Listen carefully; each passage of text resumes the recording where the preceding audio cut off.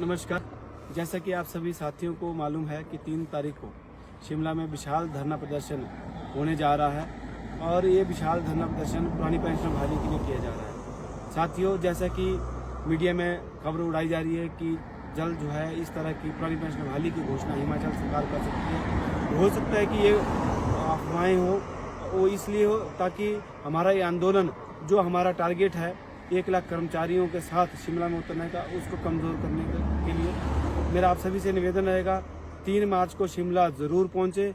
हर हाल में पहुँचे और 3 तारीख के साथ साथ 4 मार्च की भी छुट्टी लेकर आप आएँ, ताकि हो सकता है कि 3 तारीख को इस जो घोषणा पुरानी पेंशन बहाली की है वो ना हो, तो हम 3 तारीख के साथ साथ 3 तारीख की रात को भी शिमला में डटने वाले हैं, 4 मार्च को भी शिमला में डटने वाले हैं और जरूरत पड़े तो इससे आगे का भी हम कार्यक्रम बनाएंगे, लेकिन 3 और 4 मार्च की जरूर छुट्टी लेकर जो है शिमला आएँ। धन्यवाद।